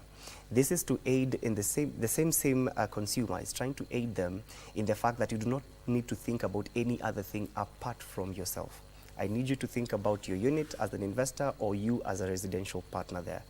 We are trying to offer also letting services, trying to see how best we can screen tenants, getting to see how best we can increase the security of the projects that we have, trying as much as we can to push the envelope further to see how best we can be able to accommodate them. So the discussion is there. Are there like policy interventions that the government can put in place just to suppress the cost of houses in Kenya? I would say that is probably not my call to make for now, because like I mentioned, it's being spearheaded by government and we're also trying to follow back behind. But say, for example, I would be very comfortable to say I wish probably say as blanket, I would say the land rates went down. Let's say, for example, blanket, something like I would probably say the government issue subsidies to probably put the land rates down. That way everything, real estate is affordable. But then again, now that will come as a double-edged sword back to me as a real estate practitioner, because then again now that solution needs to be durable. If you're going to offer a solution right now, it needs to be remembered and it needs to be durable and effective a year or 2 years from now. So now what happens? When the government asks you that question, you need to be able to provide answers, and probably practical answers and illustrations of how you can be able to do that. That's why probably I'd say I might not be the best one to mention the same, but we do have people in government who would pull up the same. We have, if they would be able to incorporate the private sector, probably call our bosses, get to meet in the middle of somewhere. I believe we do have a couple of policies, or probably they can adjust here or there. You know, we will, speaking as also part of the citizens in Kenya, I don't think we'll ask for much. You just need a roof on your head. If you're to break it down in the simplest of forms, you just need to be comfortable that where I'm going home is secure and it's there. And I'm not 50-50 about it. And there's so many things that are going to contribute to the same, but then again, off our controller. So policies to be adjusted, I might not have any in particular to pinpoint, but then again, I do believe that discussion is very important and something that should be held right now. Yeah. The other issue that I have heard developers talking about is, and you've touched on this, is the issue of land rate. And you see, when you look at land, I mean, it forms a major component in the cost of constructing a house. Yeah. Some people would put it at 50%. It's actually the whole foundation. It's yes. Everything, yeah. And so, are there government rates or taxes that can be removed or lowered that will have a major impact on the cost of a complete unit of a house? There are. We do have them, but like I mentioned, because I need to be very careful with what I say here, I might not be the one to call those shots. Now, I do have people above my hierarchy, of course, and probably people who discuss these matters at length better than I do, all right? I'll be tasked with advising clients according to the level of knowledge that I have. When a client comes to me, I'm supposed to offer the solution that is presented and that's available with the company. When you start the discussion of probably what laws probably governing the land rates or any other government policy that's affecting land, which ones can be changed or lowered, probably there's somebody else I think that would be best placed in mentioning this, because like I said, we have a lot of potential in real estate as we speak, and most, if not all of that potential will be tagged on the same thing, the taxes. And me speaking about taxes and probably any rates that might affect land in my position probably might be a bit short of information. There are people probably that are better placed for that. We can have that discussion later. Probably I can come with my boss, then you can meet him and then we can have this discussion. But it would be better placed with him. He goes through, we usually divide our work in our company, and he's better placed because he does most of the research. All of the reports we come and gather and we bring to him, and then now he tabulates them, then he's able to see the way forward. It's a discussion that can be had, but probably with different people other than myself. Yes, but it is there. It can be made. They can.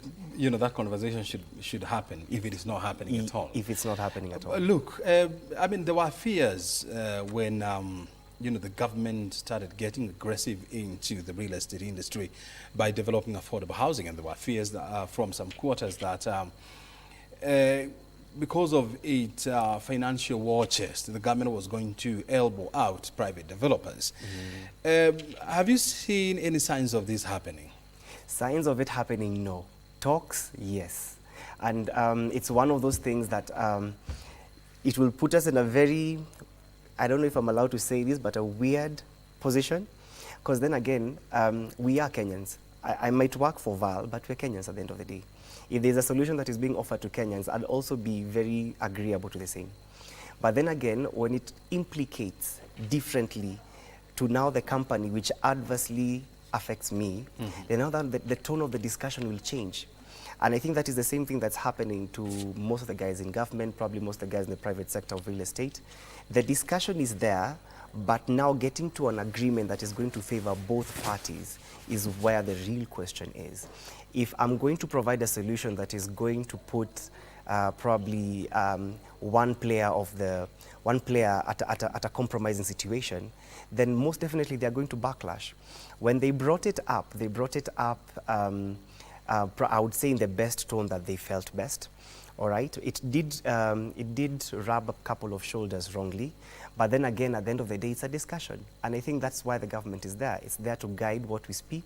It's there to guide what we think about and how best we can better our situation as a community.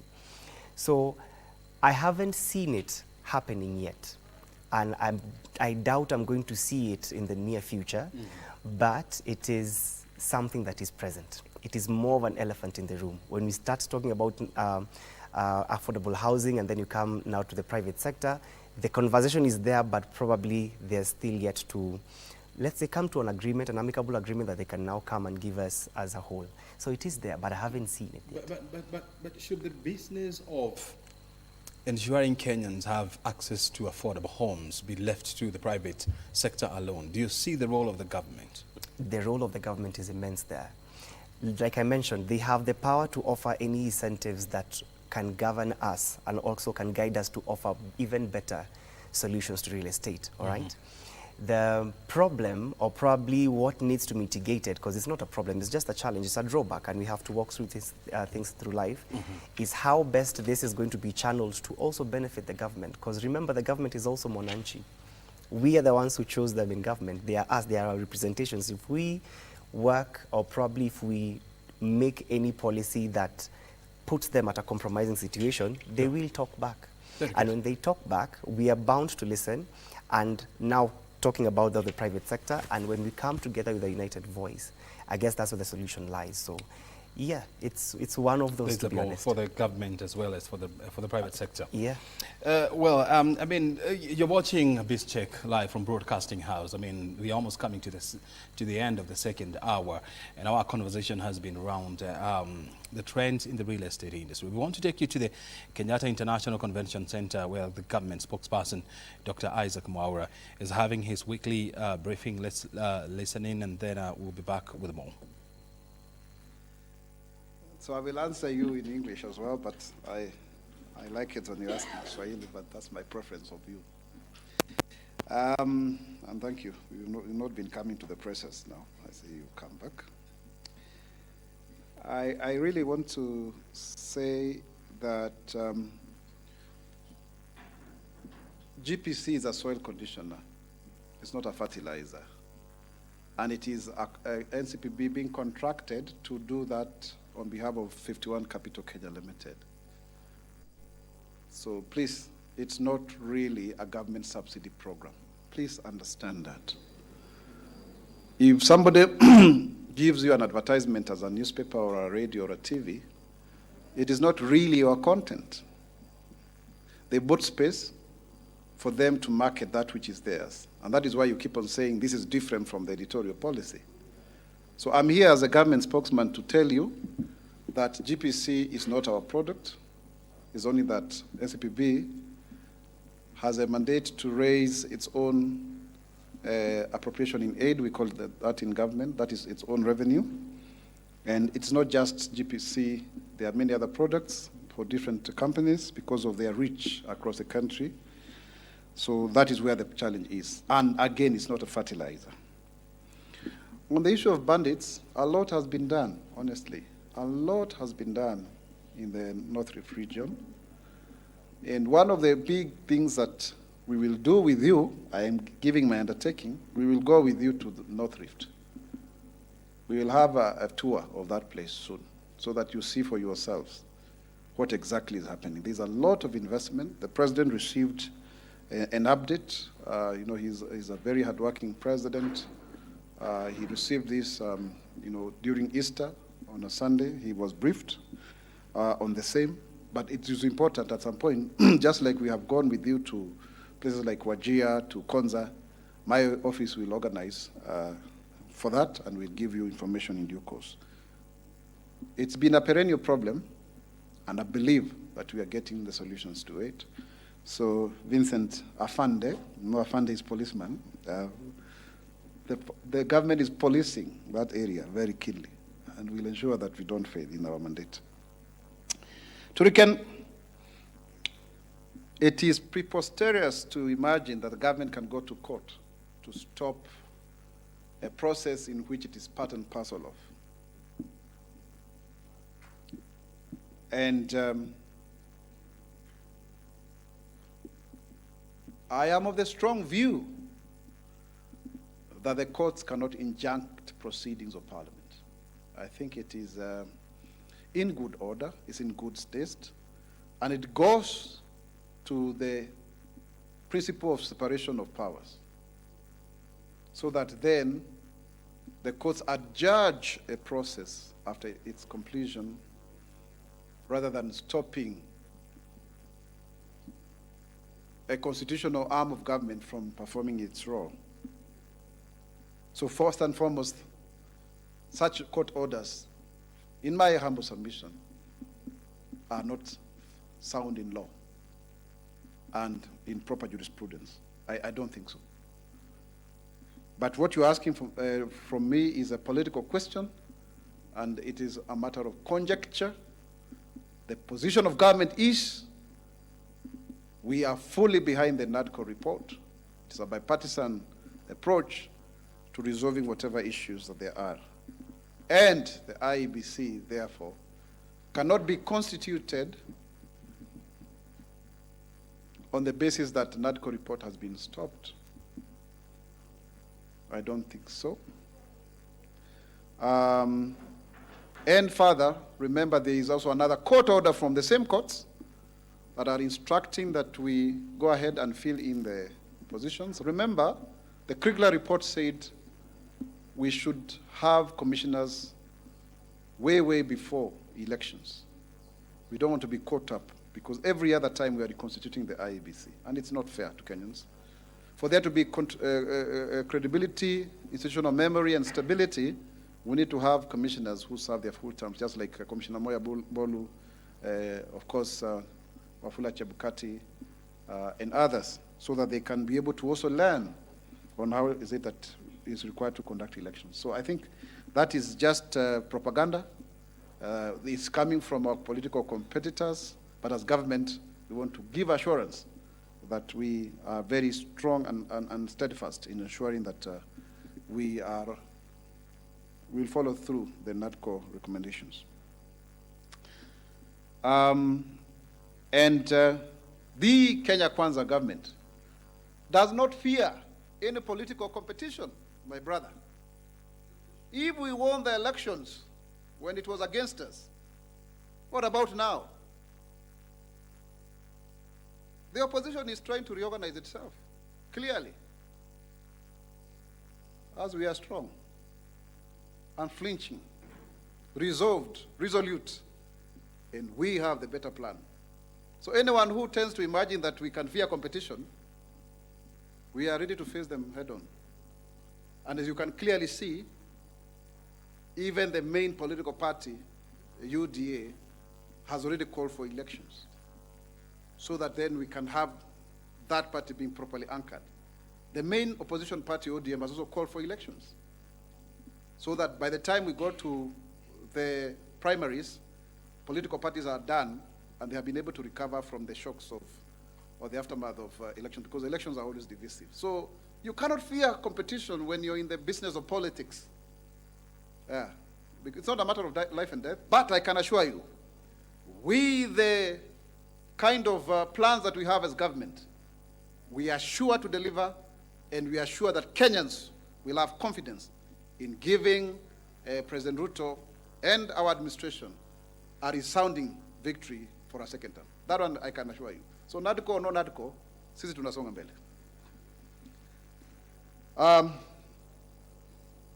Adam, assalamu alaikum. I wish you Ramadan Kareem. Then your question about doctors that leads to only one conclusion, that there may be a political motive in sabotaging the Social Health Act, sabotaging the universal health coverage. There's no way you can explain, because if we've already given 2.4 billion, there's money for postgraduate training. We have agreed to negotiate again the collective bargaining agreement. Then what is on the table? There were 19 issues, and they have been classified 6 for national, 9 for counties. Counties are willing to handle their own issues. National government is willing to handle its own issues. In fact, these negotiations have been led by none other than the head of public service and chief of staff, Felix Koskei. How far can we go? And that was the instruction from the court. So we are obeying the court orders. In fact, they are the ones who are breaching the court's orders for their own ends. So it baffles us. When you've already said, go collect your letters, and then people are saying, don't do so, basically then you're playing politics. Yeah. And maybe there are other forces behind them that just want to sabotage the whole process. Of course, people are going to lose out when SHIF works, when SHA works, and so therefore then, especially the private medical health care, and some of this involves these doctors. Let's say the truth. Because they work in public and also have private clinics. That's the truth. They are there. So they are now diverting traffic to their private clinics. It helps them. The more the crisis persists, the better. Otherwise, they should be able to go by the Hippocratic creed, so that then it can actually prick their conscience to know that they need to preserve life. On the issue of fertilizer, my brother, is it my brother? Is it Win? No, it's still, I think it's still Adam, if I'm not wrong. People saying the Cabinet Secretary for Agriculture to resign, I think that is a long shot. There's no way he's personally culpable on this one. He's not involved. The investigations are still ongoing. If you look about the issue, GPC, this is a private entity working with a government agency. So I think that is neither here nor there. So far, the Minister for Agriculture is doing his level best to deliver on a key plan for the 5 pillars under the better plan. So that is those maybe are political detractors on the part of the Cabinet Secretary. Now, on the issue of Winnie Kamau from Talk Africa, the Kenya Kwanza administration has always supported free media, freedom of the press.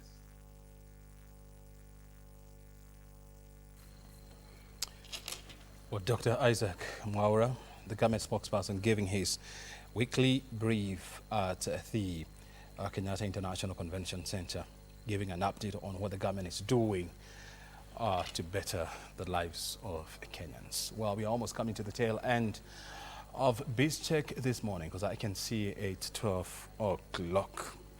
But before we do so, I just want to have the final conversation with Victor Ndegwa. He's from Val Real Estate. We've been having a conversation around the real estate in Kenya, the trends that are going to shape this industry in the next 5 years.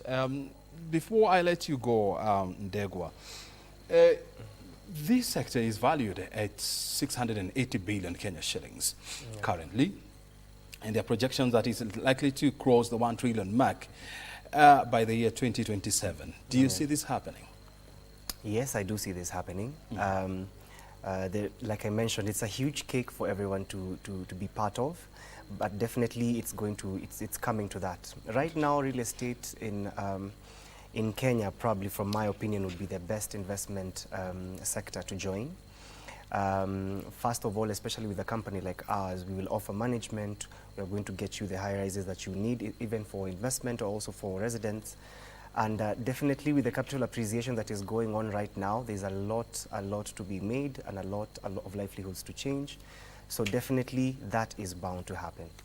Yes. And what do you see shaping the growth of this sector in the next 5 years?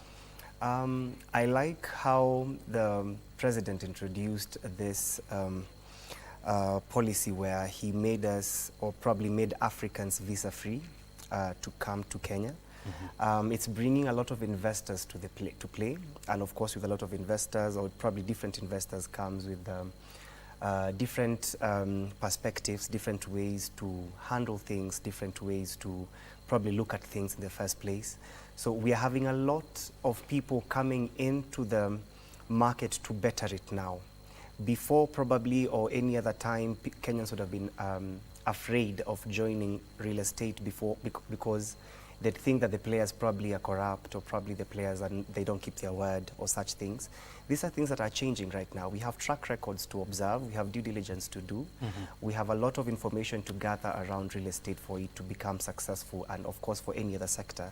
So definitely the sky is the limit when it comes to real estate, especially now. The time to invest is now. Very good. Yeah. Well, Victor, thank you very much indeed for finding time to be with us. Thank you for having on this me. show. Yes. Your time is highly appreciated, Thank you. your insight is also highly appreciated. Thank you. Thank you so Asante much. sana.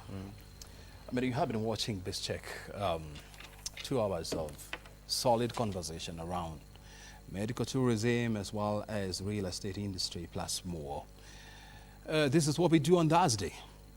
Every Thursday from 10 to 12 p.m. My name is O'Brien Kimani. Thank you very much indeed for your time. We look forward to having you again on Thursday next week.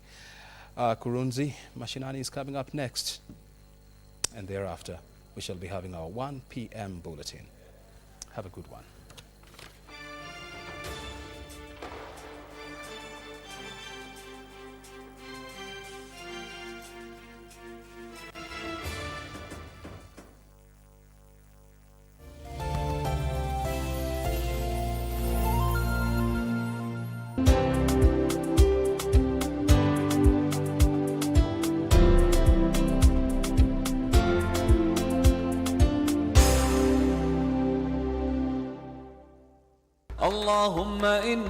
KBC Channel 1 imeandaa vipindi spesheli katika mwezi mtukufu wa Ramadhan mwaka huu kwa ajili yako. Allahu Akbar. Assalamu alaikum wa rahmatullahi wa barakatuh. Kando na ukumbi wa Kiislamu na hutuba ya Ijumaa, kutakuwa na makala yanayoangazia masuala ya funga, mawaidha, whosoever witnesses the month of Ramadan, then he should fast. Vipindi vya mapishi. Katika mapishi ya Ramadhani tutatayarisha pilau ya korosho. Utahitaji viazi, vitunguu vinne vikubwa na zabibu, na kaswida mbalimbali. Pia tumekuandalia kalenda ya Ramadhan ili